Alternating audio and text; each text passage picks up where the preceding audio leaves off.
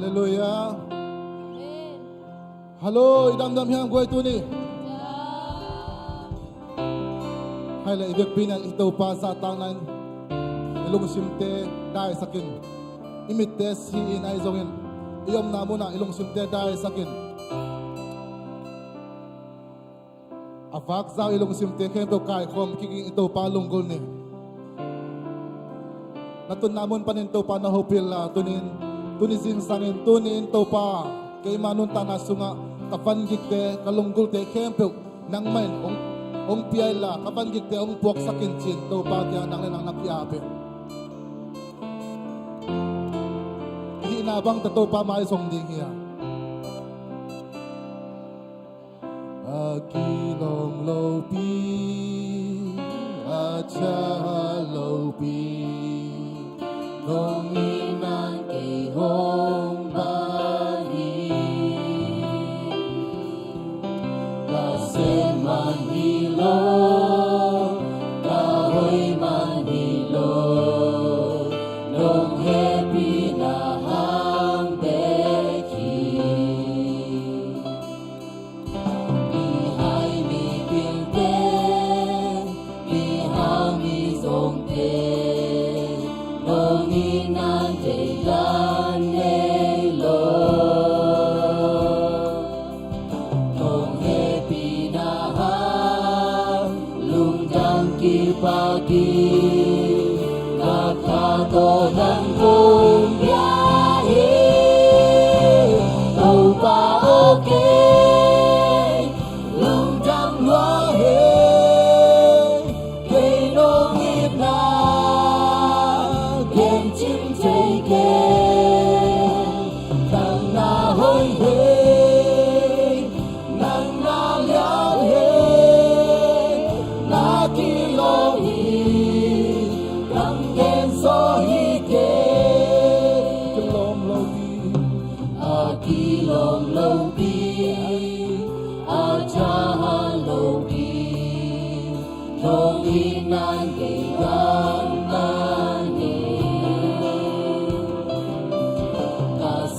manhilo kahoy manhilo nong happy na hang beki lihay ni pilte lihaw ni songte nong inan jaylan nelo nong happy na hang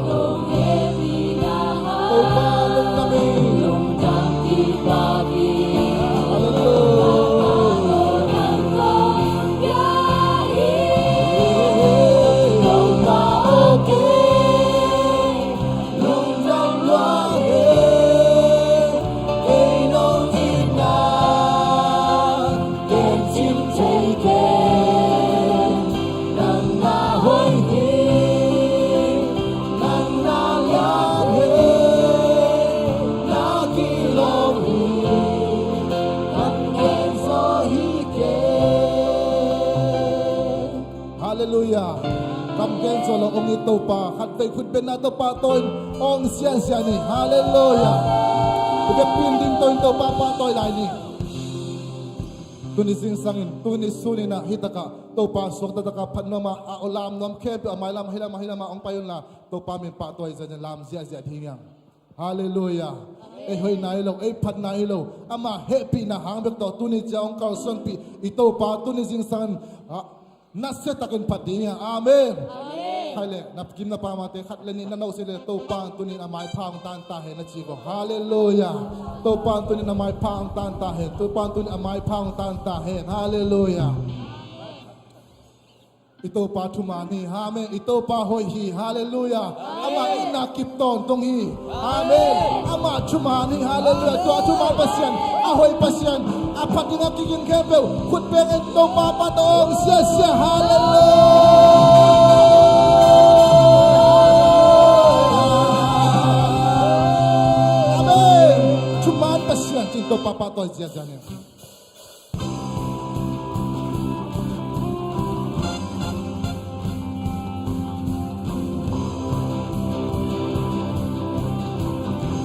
Sumapasyal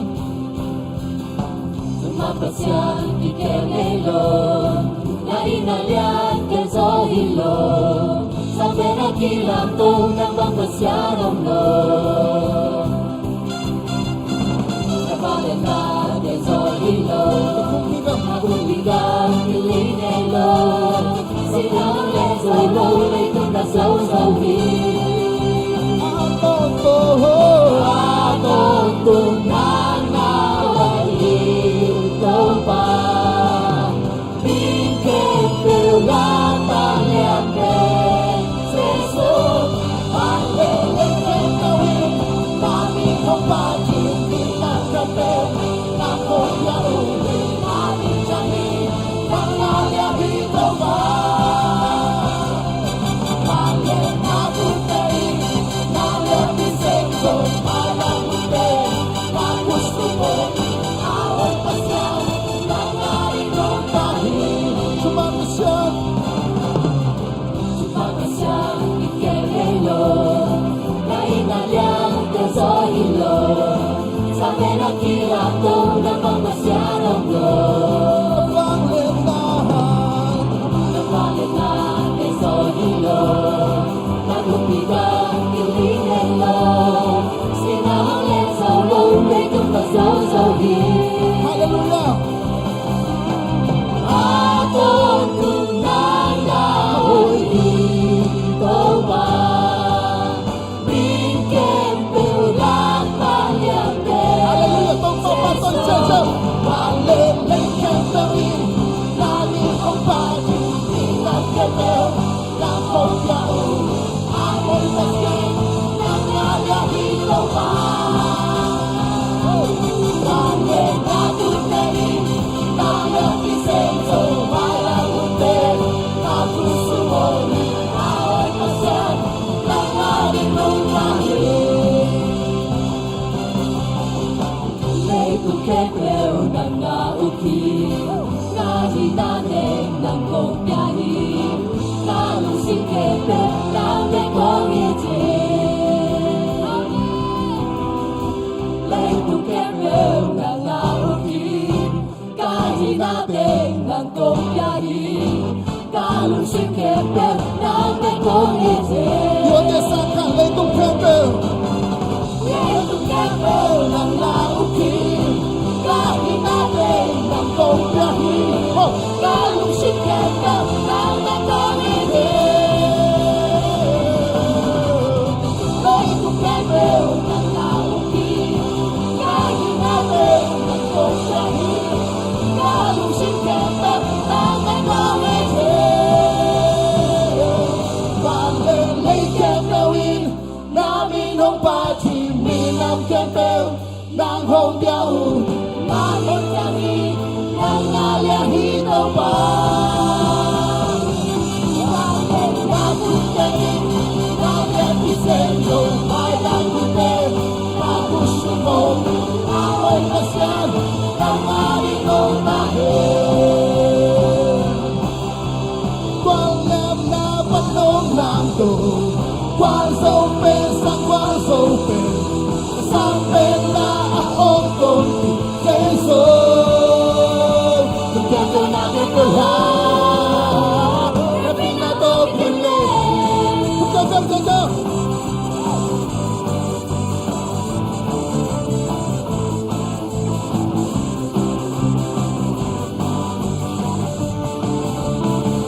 Tanto causa violenta que me va igual Nung sa panahon mga pinasuhan Tunataw na onrolo Hasan na katu'y swagso kay suhangin Hey, hey, hey Pagkat na patong hampo Quang sâu bên sang quang sâu bên Sang pera akong kong Jesu Kaya ko na katuhan Happy na to Pili Pagkagan ito papatol siya na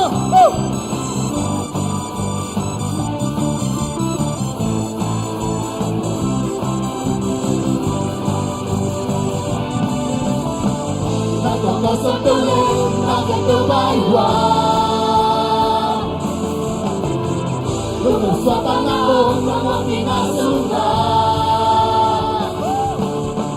Yung nataw na umrolong, hagsag na katuloy swaso sa isuhari. Hey, hey, hey, hey! Walang napatong na ito. Warsopin sa warsopin, sampel na ako kung Jesus. Kanto na kantawa, Happy na to, Lili! Hey! Tama pa to, kumaong siya siya!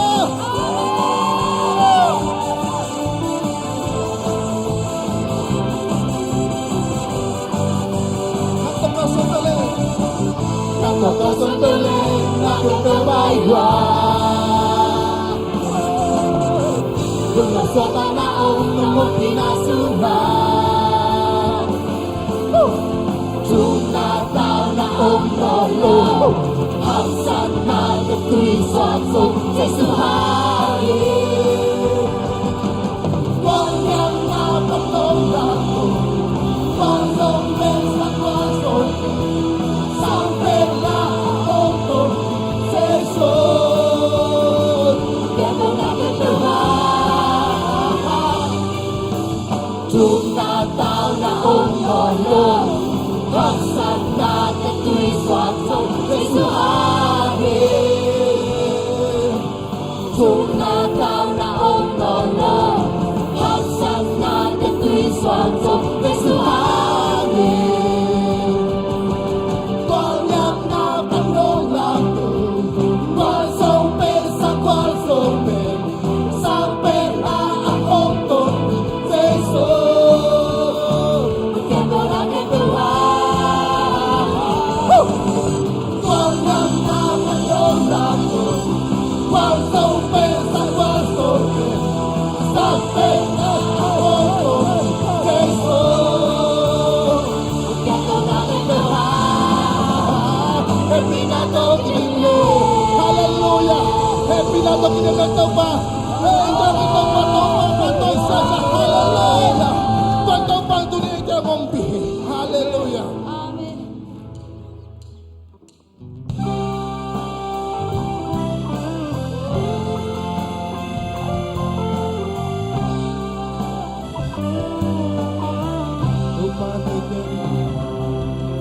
upang pwedeng pagkimahagay, inazong inalyan sense. Sana somehow na Jupiter, upang pagkiteari.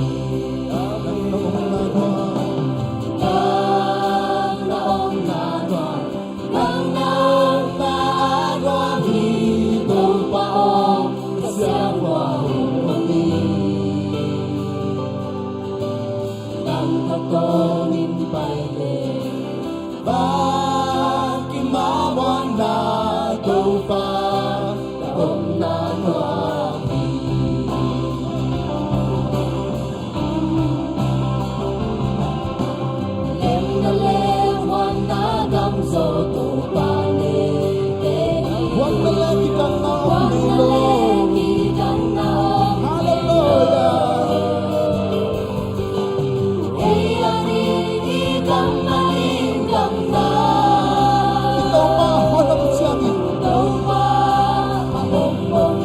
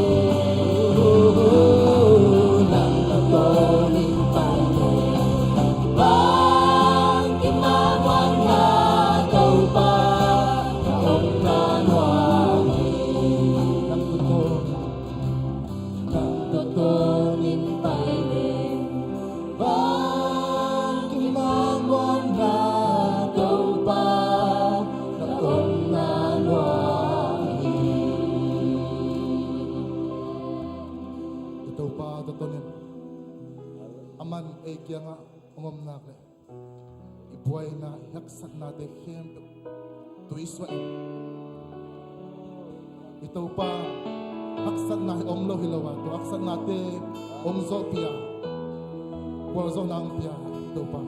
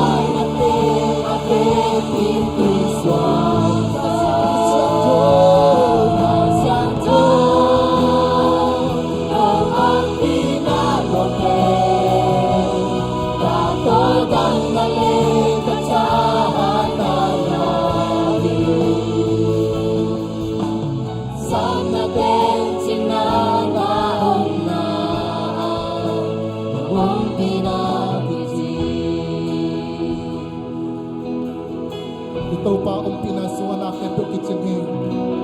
Tunay na nabuwag panggite, ito pa kaya nakman nasungin.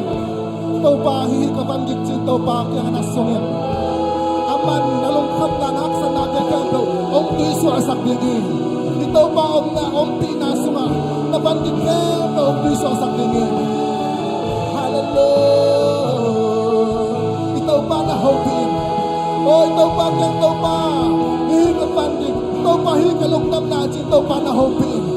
tau pa tunga ilong dam na de puangin tau pa hoping ikaw pa hoping tau pa kaya ilong dam na ko tau pa to na kihulibin. Hallelujah.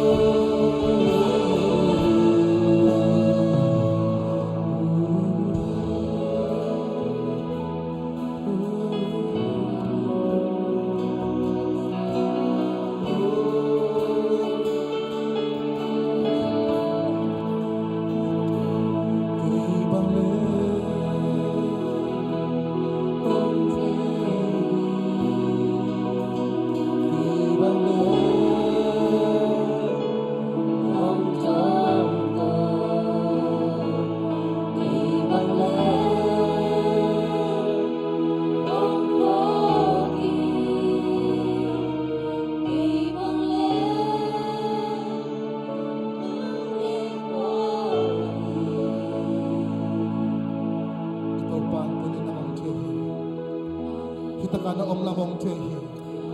Kita kana om lamong poki tau pa. Tun nakikaw na ode amanong zadena. Nakitui mau te chepte sa itau pa hi. Amanong happy hi.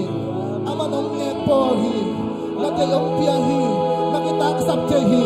Nakit mana mo na naman tiya to te kepe yung pia itau pa hi. Tau pa long kaming tau pa. Kay nong poki. Kay tupa nong pia hi. Oh kasip. Oh kang yellow pi. Nakitang sabte yung po pa nong tiya. To te kepe tau pa naman nong pia hi tau pa. Kalungdam na ichi tau pa. Tunglungdam na kaulayan.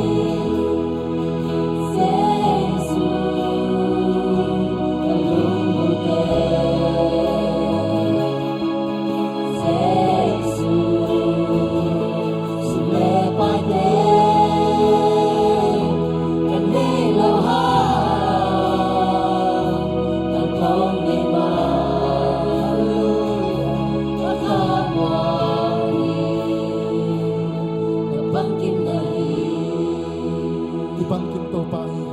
Tuling to pahin taka oma to pahin itel mumpia.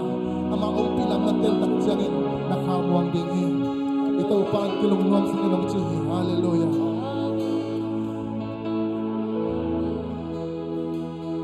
Tulad akin ipopis suma. Ongki khom solo te kagkay ilong sa mga isolay ni. Pumpitak sa adam lo te kagkay ilong sa mga isolay ni.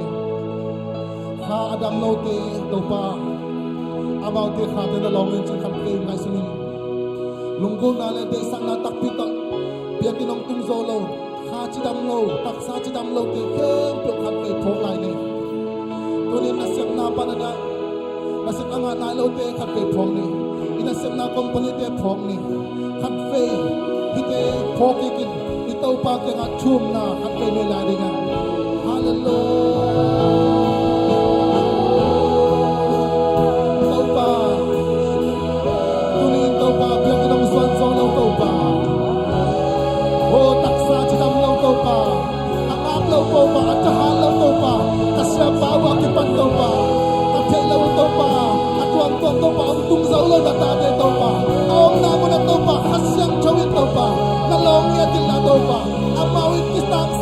mau kita amalungku oh tak sadam na oh to pa hadam na to pa amaw to pa na tong saktain himon pa rin sa isip ito pa ang kapiawa himon pa rin tukong na sakuhi oh to pa halamadam na to pa nang matulala to pa alungku so lalo na tayo kento to pa oh himon pa rin to pa tukong na sakuhi amaw ganun na nasuman to pa nang may to pa kagil kaya na ganda na lungkong na ito pa na mga sa kita kong may saktain kasyang gawin nilong siya na kaya ganun hallelujah wow to pa lungkin sin kami ang paite kento to pa tuloy to pa nang masosot ang nanataw oh to pa lungkin sin kami na oma to pa ong pay sa lungkin to pa ay naong na mo na to pa naman alam na isot ang nanapatain hallelujah Dam ang paite to pa tuloy sin sang to pa alam nang nang magyang mo nang palong nang nagdam natin to pa kung dagay mo kami na mong siya sa kintain hallelujah kapwa kubang-ibang law ito pa nang may ito pagkabang-ibang ito pa nang matuang suwan kami nang manungkwang pinyan tayo nang mapangmuanguhi nang mapangmuanguhi nang mapangbelohi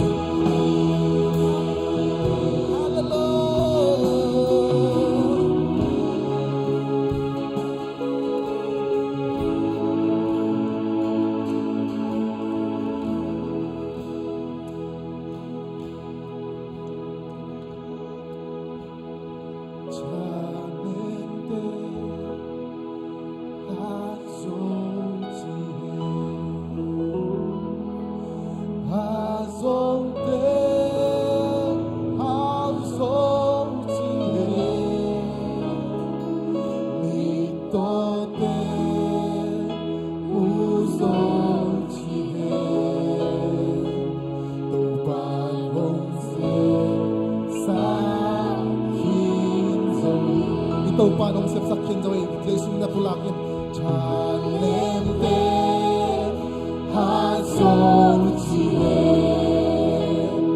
Hazong Te Hazong Chile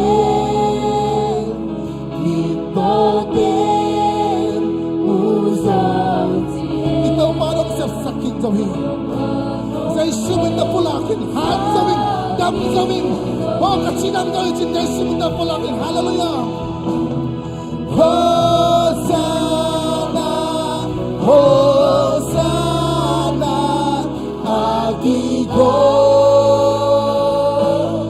Bantuno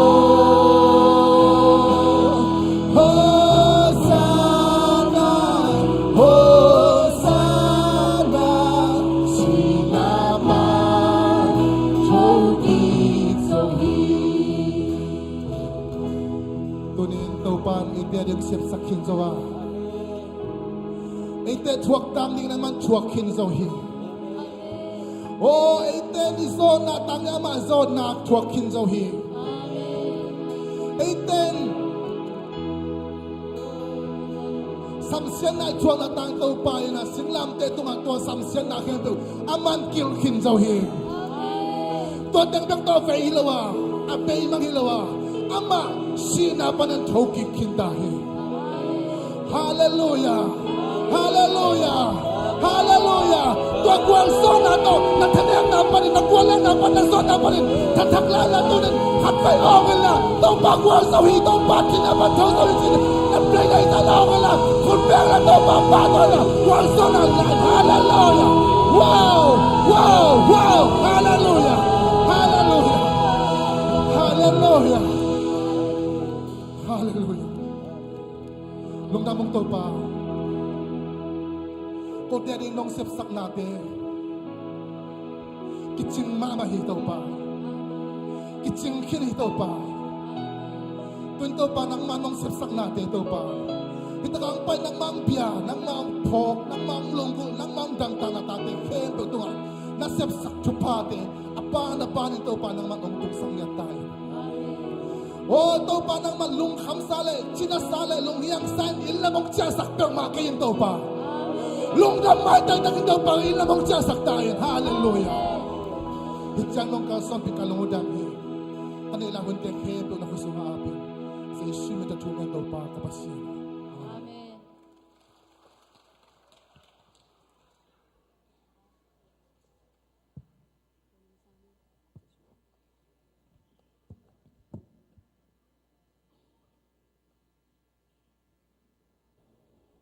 ฮาเลลูยา